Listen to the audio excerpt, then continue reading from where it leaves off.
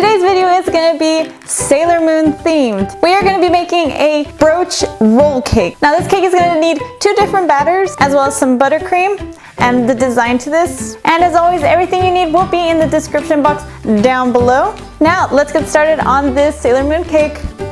Start with your room temperature butter. It is 7 tablespoons and mix that a little bit. And then add in your 3/4 cups of powdered sugar and sift that onto your butter.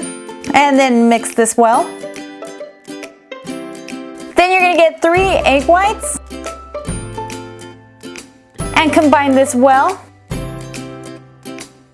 And then slowly incorporate 1 cup of flour into this.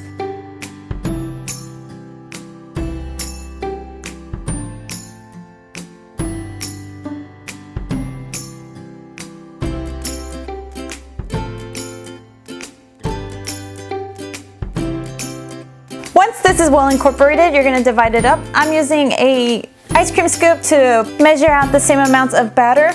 I'm using a larger scoop for my yellow batter since I will be using more of that. And here I'm just dyeing my yellow batter, mixing it well, and putting it in a piping bag with a number 4 tip. And then I'm scooping out the rest of the colors. You're going to need some orange batter. Mix it well and add that to your bag. And in the same bowl, I mix the rest of the colors. Here I'm doing the red one and add it to your piping bag. And the next color will be the green one. Here it looks lighter, but I ended up adding a few more drops to make it darker. And then add that to the piping bag. And then my final color is blue. Mix that well. And then add that to a piping bag as well. And here are the colors that you're gonna need. The red, orange, green, and blue are with a 2 tip and the yellows with the 4 tip. And then I printed out the outlines of the brooch, put it on a sheet pan, and then added some parchment paper on top. And I started by piping the red dots on the top section inside the star. And then I did the orange that is on the right outer side of the star, the green on the outer left side of the star, and the blue that is on the bottom of the star. And then I added in my yellow lines to make the star. And then once you do your star, do the center as well. I did the little moon part and left a little space in the center. And if you need to clean up anything or move any of the batter, you can use a toothpick. And then finish it off by tracing out the yellow outer line. And then stick this in the freezer for about 10 minutes while you prepare your other batter. So for this, you're gonna need 4 eggs separated. Keep the yolks for this one. So separate your egg whites and your yolk, and we're gonna start with the egg whites. You want to get this frothy, and then you're going to add your 1/4 cup of sugar. Just sprinkle it in and keep whipping this until you get a thick consistency. You're going to want stiff peaks.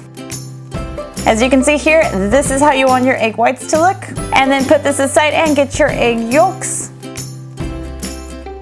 And we're going to start beating this. Add in your 1/4 cup of sugar and incorporate this well until it gets to a yellow frothy consistency. As you can see here. And then you're gonna slowly, in 3 portions, add in your egg whites to your egg yolk mixture, just folding it in. Keep adding your egg whites to this egg yolk mixture, incorporating well each time.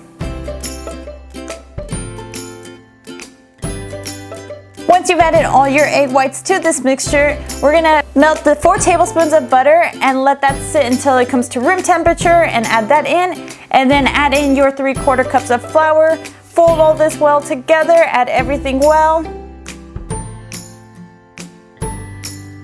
And once everything is well incorporated, add your food dye into this. The pink here that you see was a little lighter. I ended up adding a few more drops and making it a stronger pink. You can go as bright as you want. And then once that's done, take out your sheet pan and add this pink batter to it. And with an offset spatula, I just ended up spreading this batter across the design. You don't want to cover the whole sheet pan, just enough to cover your designs. And then we're going to bake this in the oven for about 8 minutes. It will bake quickly, so as soon as you notice it start to slightly brown, take it out and quickly trim off any edges that you want to. As you can see here, I squared it out and trimmed off some of the excess edges. I used a ruler to guide myself to make sure I got this even, and then take that excess out. And then what you're gonna do is get another parchment paper, put it on top, and we're gonna flip this off the warm sheet pan. And while it's still warm, carefully remove it and start rolling it so that it settles into this shape. And then set this aside for about 2-3 hours, just until it slightly cools.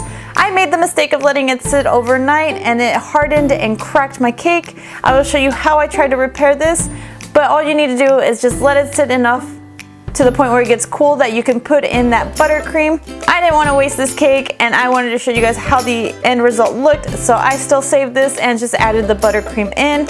I will leave the recipe to the buttercream down below as well. I just ended up adding some sprinkles to it. So with the piping bag, I just piped out this buttercream onto the cake, spread it out, and then I spread it out with an offset spatula. You don't want to overfill your cake because you don't want it to come out of the sides. So then here, I just rolled my cake back up carefully and gentle, and you can start seeing the design. You don't need the design all the way across, you just want it to where it will show.